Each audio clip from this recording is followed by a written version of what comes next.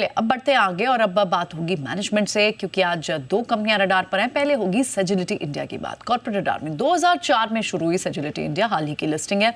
US health care industry के clients को tech enabled business solution provide करती है, सर्विसेज देती है, और अमेरिका की हेल्थ इंश्योरेंस कंपनियां हो, हॉस्पिटल्स हो, फिजिशियन, डायग्नोस्टिक, मेडिकल डिवाइस कंपनियां इस सेक्टर के कस्टमर्स हैं।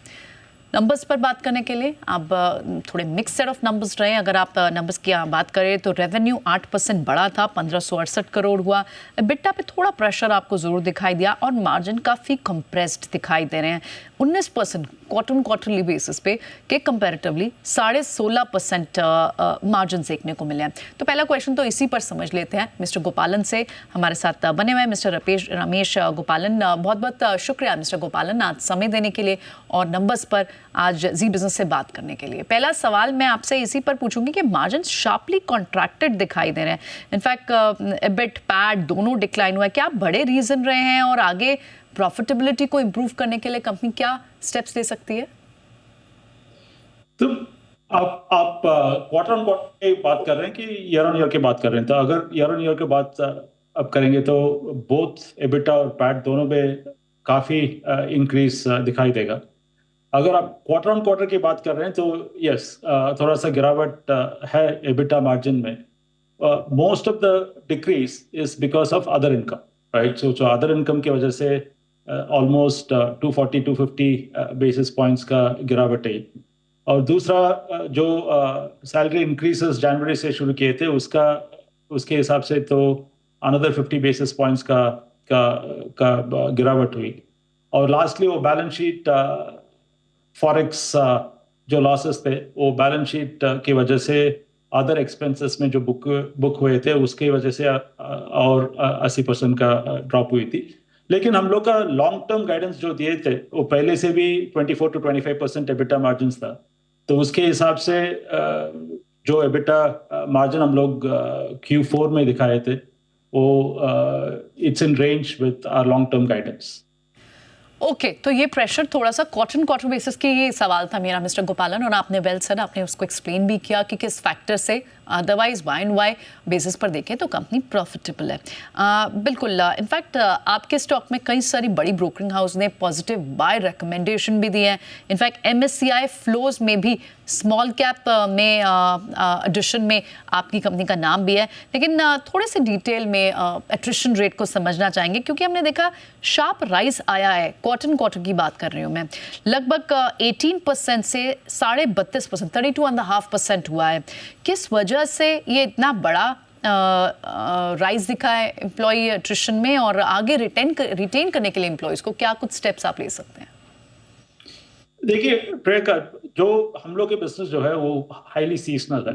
जो यूएस हेल्थ केयर में Q3 और Q4 में जो ओपन एनरोलमेंट सीजन हम लोग बताते हैं उसमें काफी सारा वॉल्यूम्स हैंडल करना पड़ता है। तो our revenues also are disproportionately higher in Q3 and Q4। So mostly जो कंपैरिजन हम लोग करेंगे तो ईयर ऑन ईयर बेसिस पे ही करना चाहिए। तो आप if you look at the attrition FY24 और FY25, दोनों का अट्रिशन ऑलमोस्ट एग्जैक्टली आइडेंटिकल है, 27% है। So there is no real change in the attrition numbers on a year on year basis. अगर क्वार्टर ऑन क्वार्टर की comparison करेंगे तो हर क्वार्टर में इस टाइप का इधर it will be far improved और far worse than the previous quarter. तो हम लोग we always guide investors to look more on a year-on-year basis rather than a quarter-on-quarter basis because of the seasonal nature of the business. नहीं, absolutely, I get your point कि quarterly basis पे हर चीज़ को evaluate करना आसान नहीं है। In fact एक नीश health care place हैं आप, और आपने जो गाइडेंस भी हमने देखी थी कि जो फोरकास्ट गाइडेंस थी, अर्निंग लगभग 18% की ग्रोथ रहने की एक्सपेक्टेशन है। बड़ी बड़ी ब्रोकिंग फर्म्स भी यही गाइडेंस दे रही हैं। अगर हमें FY26 के लिए ग्रोथ गाइडेंस आपसे समझनी हो तो क्या हो सकती है मिस्टर गोपालन? तो हम लोग पहले से भी यही गाइडेंस देके आए हैं। तो 12 लो टू मिड टीन्स, यानी कि 12-15% ऑर्गेनिक ग्रोथ कांस्टेंट करेंसी में गाइड करते आए हैं। तो करेंसी के डिप्रिसिएशन की वजह से INR में थोड़ा ज्यादा हो सकता है, लेकिन कांस्टेंट करेंसी में बिटवीन 12-15% इज आवर गाइडेंस। और ब्रॉडपाथ का जो एक्विजिशन हम लोग किए थे वो जनवरी एंड में हुआ था, तो उसका पूरा साल का इम्पैक्ट FY26 में होगा। अगर उस रेवेन्यू को भी आप इंक्लूड करेंगे तो हम लोग का total top line growth constant currency में 20% से ज़्यादा भी हो सकता है। Okay, alright. Just an offbeat question mister गोपालन, क्या आपको किसी तरह से जियोपॉलिटिकल सिनेरियो का, क्योंकि आप बहुत ज़्यादा एक्सपोजर आपका भी ओवरसीज मार्केट्स में है, उस फ्रंट पर आपको यूएस से टैरिफ वॉर पर, हेल्थ केयर को लेकर बहुत सारी न्यूज़ आती है, उसका इम्पैक्ट आपको कितना पड़ता है अगर पड़ता है तो? देखिए, हम लोग का मेजॉरिटी का क्लाइंट्स हेल्थ पेयर्स हैं, जो हेल्थ इंश्योरेंस कंपनीज हैं, उनके लिए तो टैरिफ से ज़्यादा फर्क नहीं पड़ता, तो we don't see too much of an impact because of tariffs. That's why our guidance is also pretty similar. We were guiding to low to mid-teens growth even last year, and we maintain the same level of guidance for FY26 as well. अगर deal pipeline अगर देखेंगे तो we don't see any slowdown in the deal pipeline, क्योंकि हम लोग जो काम करते हैं वो कोर ऑपरेशंस का काम है। तो clients still make decisions on core operational initiatives, और जो हम लोग काम करते हैं वो क्लाइंट्स का ऑपरेशंस का एक्सपेंस को रिड्यूस करने का काम करते हैं। तो people when they are challenged profitably on the profitability, they tend to look at service providers like us to do more work for them. So उसके हिसाब से हम लोग का कोई असर नहीं पड़ रहा on the deal pipeline or on the rate of closure of new deals. Okay, alright. So in that case आप ज़्यादा इम्पैक्टेड नहीं हैं। हमने देखा कि आपने सिग्निफिकेंट स्टेप्स लिए हैं अपने डेट को कम करने के लिए। अभी फिलहाल डेट की सिचुएशन कितनी है? लॉन्ग टर्म फाइनेंशियल स्ट्रैटेजी क्या रहेगी?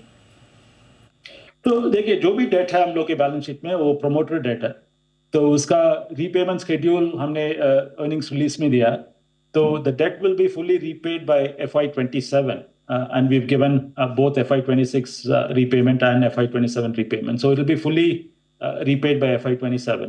तो FY27 तक will be a debt free company. आगे फर्दर आपकी फाइनेंशियल स्ट्रैटेजी, यानी अगर कंटिन्यूसली कोशिश है कि डेट को आप रिड्यूस करेंगे आगे चलते हुए, क्या कोई और एक्विजिशन, केपेक्स, इन सब के भी प्लान्स होंगे? If you look at our cash flow, हम लोग cash from operations is very healthy, right? तो जो ब्रॉडपाथ का एक्विजिशन हम लोग किए थे जनवरी में, वो पूरा इंटरनल फंड से उसका पेमेंट हुआ था। तो we generate enough cash to be able to fund future acquisitions from organic means. उसके हिसाब से डेट रीपेमेंट होने के बाद we'll also have cash left for dividend payout. तो अगले 2 क्वार्टर में हम लोग डिविडेंड पे आउट का भी बातचीत करेंगे।